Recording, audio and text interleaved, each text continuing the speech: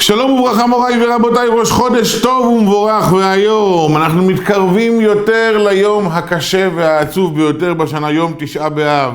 ועל היום הזה נאמר משנכנס אב ממעטין בשמחה.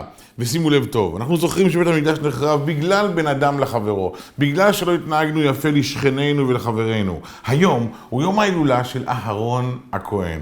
אהרון הכהן הוא הזריקה של הזינוק החזקה ביותר לכל אחד מאיתנו, בכדי לזכות ולהגיע לאהבה ואחווה ושלום ורעות. מה היה טבעו של אהרון הכהן? מה גרם שרק עליו נאמר הפסוק ויבכו אותו כל בית ישראל? כל עם ישראל בחו את מותו של אהרון הכהן. אפילו משה רבנו לא זכה לכך, כי משה כמנהיג לפעמים היה צריך לסנות בעם ישראל, לנזוף ולהוכיח אותם. אהרון לעומתו לא היה המנהיג של עם ישראל. היה לו את האפשרות תמיד לחייך לכולם, לחבר בין כולם, אבל הייתה לו מעלה אחת נדירה שהתאפיין בה יותר מכל אחד אחר, והיא אהבת השלום. כאשר הוא היה שומע על בעל ואישה שהשתכסכו, כאשר הוא שמע על שני שותפים שנפרדו, או על שני חברים שהפכו ונהיו אויבים זה לזה, מי אדם ניגש אהרון הכהן לאחד מהם ומספר עד כמה הצד שכנגד אוהב, מעריך, מוקיר ואומר שאין כמוהו בעולם, ואפילו בוכה בלילות מרוב געגועים. כך הוא גם היה מספר לאדם שכנגד.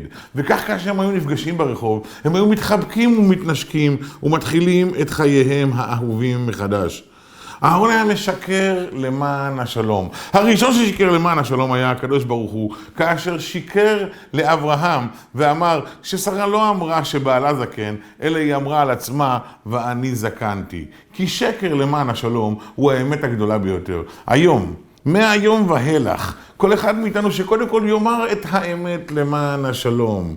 ועוד מעבר לכך, אם יש צורך, גם לשנות לאישה, לשנות לבעל, לשנות לחברים, לשנות לכל מי שעלול להסתכסך ולהסתבך עם האמת, ולומר רק את המילים הטובות והנקיות, שגורמות לכולם לאהוב זה את זה, זו את זו, וכל בעל את אשתו ואישה את בעלה. השם יזכה את כולנו לדבוק במידותיו של אהרון הכהן, ולזכות לברכתו משמיים ביום מיוחד זה. ברוכים תהיו.